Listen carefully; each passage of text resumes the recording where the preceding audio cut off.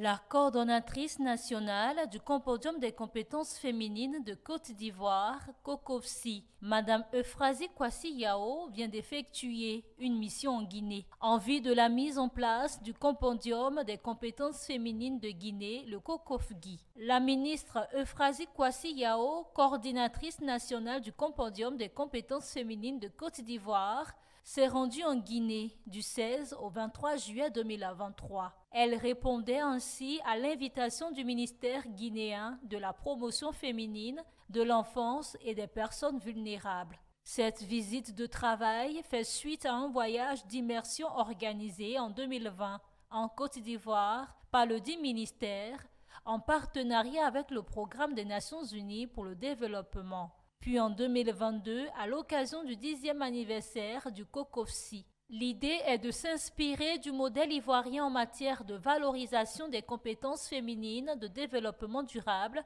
et de consolidation de la paix. Ces missions d'échange de bons procédés et de bonnes pratiques ont abouti à la signature d'une lettre d'entente et d'un protocole d'accord entre le ministère guinéen de la promotion féminine, de l'enfance et des personnes vulnérables, d'une part, et de la charte UNESCO, Eau, Femmes et pouvoir de décision, structure en charge de la mise en œuvre du COCOFSI, et d'autre part. Pendant son séjour, Euphrasie Kwasi Yao a été reçue en audience par le Premier ministre, son Excellence Dr Bernard Goumou, chef du gouvernement guinéen. À cette occasion, elle a fait un plaidoyer sur l'engagement politique afin de garantir le succès du compendium des compétences féminines de Guinée. En réponse, le Premier ministre guinéen a salué l'initiative, rappelé les liens séculaires entre la Côte d'Ivoire et la Guinée et marqué l'engagement de l'État guinéen au plus haut niveau, mais aussi son engagement personnel à accélérer la mise en place du COCOFGI. Euphrasie Yao a eu également une audience avec le président du Conseil national de la transition, Dr Dansa Kourouma, et la coordination du système des Nations Unies en Guinée. À chacune de ces audiences, elle a fait part du contexte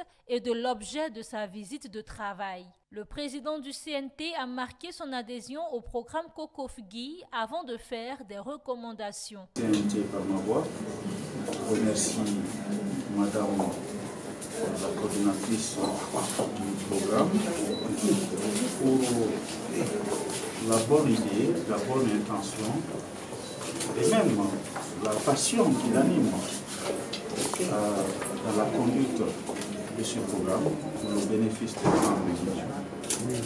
L'objectif, c'était pour venir partager l'expérience de la Côte d'Ivoire en matière de valorisation des compétences féminines, de promotion du développement et surtout de la paix et de la cohésion avec la contribution des femmes.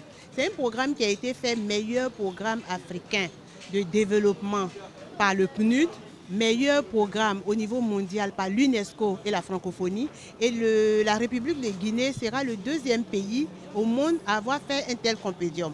Et moi, je suis vraiment satisfaite quand j'ai entendu le président du CNT, avec son engagement, il a dit « Ce programme-là est plus qu'un programme, c'est une vision politique, une vision de développement, une vision économique. » Je pense que vraiment, on ne pourrait pas mieux trouver que ça. Et on va s'accrocher à lui, avec la ministre de la Femme, avec le président de la République, et je pense qu'on va y arriver. L'adhésion des partenaires techniques et financiers a également été sollicitée pour accompagner le processus de mise en place du compendium des compétences féminines de la Guinée. La Banque islamique de développement, à travers son directeur pays Alpha Boubacar Diallo, a marqué le soutien de la BID à cette initiative qui s'inscrit dans le leitmotiv de la banque qui est de restaurer la dignité humaine et de lutter contre la pauvreté.